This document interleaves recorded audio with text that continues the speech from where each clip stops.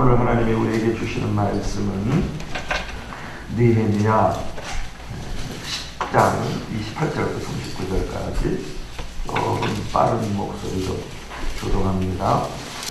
이제 영적 혁명을 우리가 일으키라, 이제 그런 제목으로 은혜를 나누고 기도할까요? 지금 이제 교회와 성도들의 이기주의가 심각한 문제점으로 지적이 됩니다.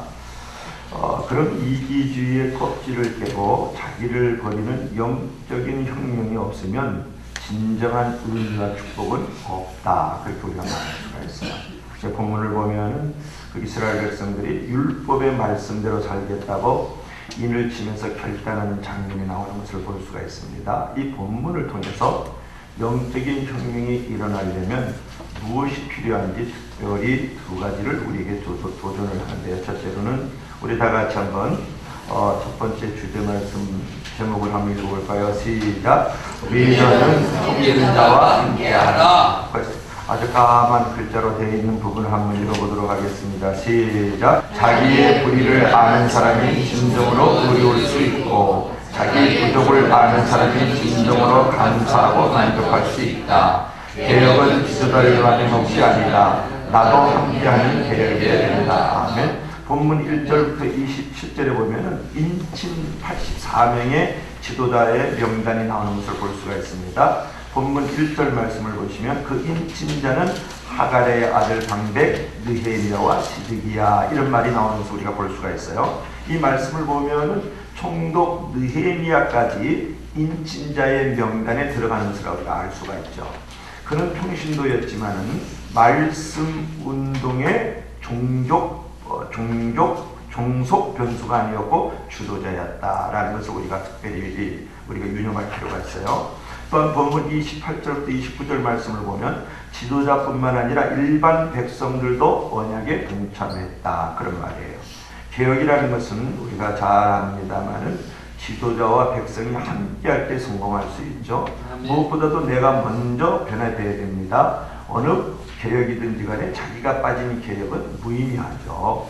모든 개혁은 먼저 내가 하나님과의 바른 관계를 가지는 자기 개혁에서 출발을 해야 된다, 그런 말이에요.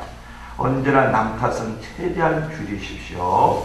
배우자와 자녀의 잘못을 자꾸 지적만 하면 문제는 커지고 상태는 더 나빠지죠. 그래서 똑똑한 어머니가 자식을 버린다, 그런 말을 우리가 생각할 필요가 있겠죠. 개혁은 남 탓으로 되지 않고 자기 회개에서 시작됩니다. 먼저 내가 못나고 타락한 존재임을 인정해야 됩니다. 여러분, 다윗이 성군다운 성군이 될 수 있었고 하나님의 마음에 합한 사람이 될 수 있었던 이유는 뭐냐면 회개를 잘했기 때문에 그러죠. 다윗 왕은 살인죄를 저질렀습니다. 간음죄를 저질렀습니다. 많은 사람을 죽였죠. 그러나 그가 철저히 회개를 잘했죠. 배개와 이불이 적셔서 홍수가 날 정도로 많이 울었던 사람, 하나님 앞에서, 그것이 바로 다윗이에요. 그래서 성군이 될 수가 있었고 하나님 앞에 지속적으로 쓰임을 받을 수가 있었다. 자기의 불의를 아는 사람이 진정으로 의로울 수가 있어요. 자기 부족을 아는 사람이 진정으로 감사하고 만족할 수 있습니다. 개혁은 지도자들만의 몫이 아니라는 거예요. 남도 함께하는 개혁이어야 됩니다. 항상 개혁의 문제에 있어서는 자기 소리를 키우기보다는 자기를 성찰하는 마음을 갖기를 바랍니다. 자, 두 번째로 주제 한번 읽어볼까요? 우리 두 번째 주제 시작! 말씀대로 살기로 다짐하라. 말씀대로 살기를 다짐하라. 첫 번째 달라 순결하게 성을 지켜라. 그 다음에 시작! 많은 개혁의 시작은 성적 부패의 척결에서 시작이 돼야 된다. 성적 타락은 사회가 망하는 징조이다. 성적 타락에서 자녀를 지켜주고 배우자를 지켜주어라. 자녀에게 스킨십을 많이 해주고 그분은 좋은 성적 파트너가 되어야 된다. 성은 더러운 것이 아니다. 성을 더럽게 만드는 것은 사단이다, 이렇게 말씀을 했죠. 오늘 본문 29절 말씀을 보십시오. 다 그 형제 귀인들을 쫓아 저주로 맹세하기를 우리가 하나님의 종 모세로 주신 하나님의 율법을 쫓아 우리 주 여호와의 모든 계명과 규례와 율례를 지켜. 그런 말씀이 나오죠. 그들은 언약을 새롭게 하면서 말씀 중심적인 삶을 살기로 새롭게 다짐했다. 그런 말이에요. 말씀은 영혼과 사이의 타락을 막는 방부제입니다. 특별히 말씀대로 살기를 다짐하면서 그들은 세 가지 다짐을 했는데 어떤 다짐을 했을까? 첫 번째는 두 번째 주제의 첫 번째는 뭡니까? 순결하게 성을 지켜라. 오늘 본문 30절 말씀을 보십시오. 우리 딸은 이 땅 백성에게 주지 아니하고 우리 아들을 위하여 저희 딸을 데려오지 아니하며. 그런 말씀이 나오죠. 그들은 이제 왜 이런 말을 했냐 그러면 이방인과의 결혼을 멀리했다. 그런 말이에요. 요즘으로 말하면 타 문화권에 있는 사람하고 결혼하지 말아야 되겠네요. 라고 생각하면 안 되고, 전라도 사람이 또 경상도 사람하고 결혼하면 안 돼, 이런 말은 아니고, 이 당시 이방인들은 그들을 이제 하나님 외에 다른 신들을 섬기고 있었고 우상을 많이 섬기고 있었고 악습들이 많이 있었기 때문에 그들의 그런 악습이라든지 우상들이 들어오지 못하게 하도록 하기 위해서 이방인과의 결혼을 멀리해라. 그렇게 말을 하고 있는 것을 우리가 특별히 기억할 필요가 있겠죠. 그것은 오늘날로 말하면 두 가지 의미가 있는데, 하나는 뭐냐면 새 속에 물들지 말아야 된다라는 것이고, 또 하나는 성적 부패를 조심해야 된다. 그런 말이에요. 그러니까 사실 많은 개혁의 시작은 성적 부패의 척결에서 시작돼야 됩니다. 성적 타락은 사회가 망하는 징조이기 때문에 그래요. 가정이 망합니다. 개인이 망하는 것이 성적 타락이죠.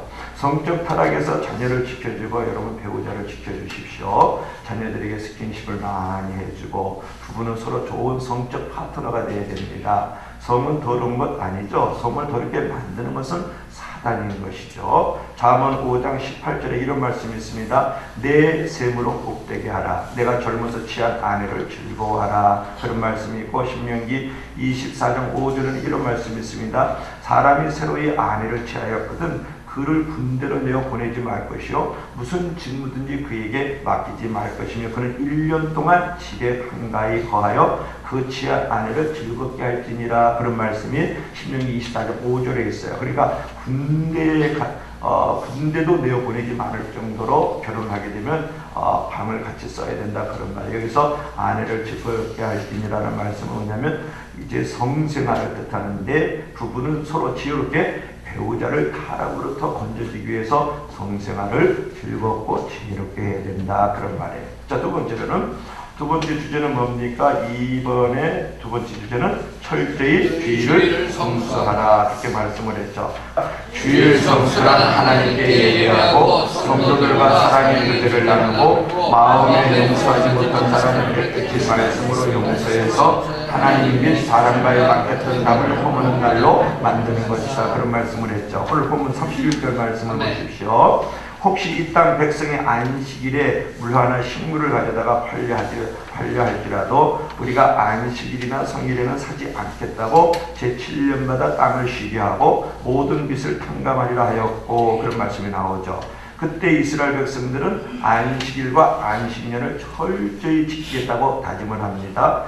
개혁의 가장 기초 요소 중에 하나가 뭐냐면 주일을 철저히 지키는 주일 성수예요. 어떤 분은 주일에 가게에 가서 돈 안 쓰는 것을 주일 성수인 줄 압니다. 그렇다면 차도 타지 말아야 하고 먹지도 말아야 하고 전기도 쓰지 말아야 돼요. 그러니까 유대인들은 율법을 지키기 위해서 불을 켜면 안 돼요. 그러니까 엘리베이터에 타면 불이 번쩍하고 켜지죠. 냉장고 문을 열면 불이 켜지죠.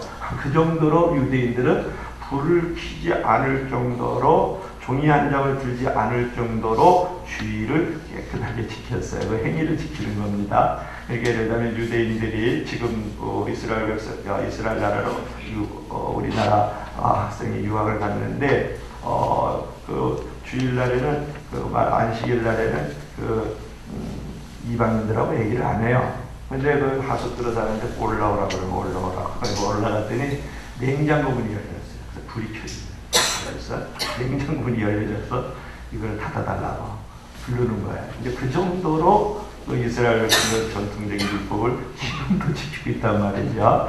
자, 그런 정신이 나쁘다 그런 건 아니지만 그래서 오히려 좀 매인다는 의미가 좀 많이 있지 않습니까? 중요한 것은 정신이다 그런 말이에요. 그러니까 주일 성수라는 건 하나님께 예배하고 성도들과의 사랑과 교제를 나누고 마음의 용서함을 깨끗이 말씀으로 용서해서 하나님과 사람의 막혔던 담을 허무는 날로, 그래서 축제의 날, 축복의 날로 만드는 것이 바로 주일 성수다 그런 말이에요. 아멘. 여러분, 하나님은 주일 성수를 하나님의 절대 주권으로 인정하는 행위로 보는 것입니다. 주일 성수는 저는 모든 것을 다 책임지지 못합니다, 하나님이 필요합니다라는 그런 믿음의 고백의 정신이 더 중요한 것이죠.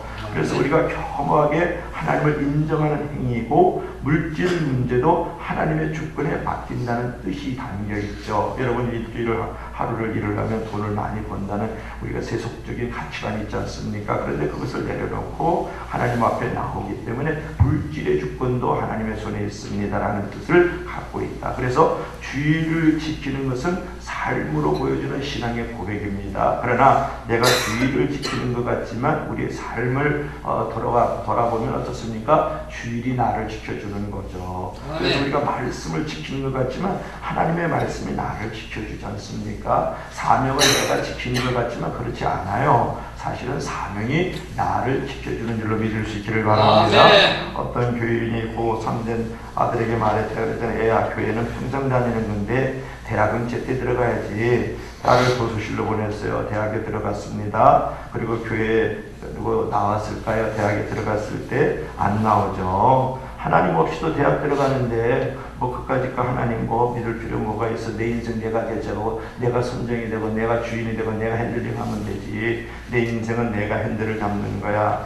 그렇게 가다가 영원히 망하는 길로 갔다는 거 아니에요? 여러분, 믿음 생활의 기초 중에 기초는 주일 성수입니다. 주일만 잘 지켜도 하나님께서 그 인생을 지켜주시는 역사가 일어나는 줄로 믿을 수 있기를 바랍니다. 그래서 내년부터는 저는 그런 생각을 하고 있습니다. 이제 집사는 지금까지 된 집사들은 집사로 그들을 임명을 하고, 서리 집사를 임명하고, 내년부터는 주일 성수를 분명히 하고 11조 생활을 분명히 하지 않는 사람은 서리 집사 안 시킵니다 라고 지금 생각하고 있는 중이에요. 그러니까 지금까지는 주일 성수 11조 안 해도 저 서리 집사를 섬겼습니다. 서리를 맡은 말도 세웠는데, 이제는 내년부터는 천하에 10년 아니라 20년을 다녀도 주일 성수와 11조를 분명히 하지 않는 한 그는 하나님 앞에 집사를 세우면 안 되겠다라는 생각을 갖고 있어요. 어떻게 할지는 잘 모르겠는데 갖고 있어. 그렇게 가기를 여러분이 기도해 주시기를 바랍니다. 아멘. 그런 사람들이 집사가 되지 않겠습니까? 그렇지 않습니까? 시간과 물질이라는 개념은 인생을 전부 하나님을 의뢰하고 그분의 도움으로 살고 그분을 믿음으로 살겠다는 고백인 것이거든요. 그렇기 때문에 그렇게 여러분이 생각하고 그렇게 기도해 주시면 고맙겠습니다. 자, 마지막으로 우리 세 번째 한번 읽어보겠습니다. 시작. 돈과 재물을 구별하여 드리라. 첫 번째 단어 한번 읽어볼까요? 시작. 헌금은 성도의 신앙을 나타내고 책임감을 나타낸다. 11조의 원래 의미는 사역자의 생활을 위한 것이지만 크게 보면 헌금은 교회 사랑의 지표이다. 헌금을 하지 않는 것은 사실 교회를 버린 것 같은 행동이다. 아멘. 본문 32절 말씀을 보십시오. 우리가 또 스스로 규례를 정하기를 해마다 각기 세겔의 3분의 1을 수납하여 하나님의 전을 위하여 쓰게 하되, 이 구절에서 해마다 각기 세겔의 3분의 1을 수납했다라는 말은 뭐냐면 그들이 자원해서 성전세를 드렸다 그런 말이에요. 당시 성전 운영을 위한 공적 기금 마련을 위해서 비록 그들은 생활 형편이 어려웠지만 매년 성전세를 3분의 1 세겔씩 납붓기로 자원하여 결단을 내렸다 그런 말이에요.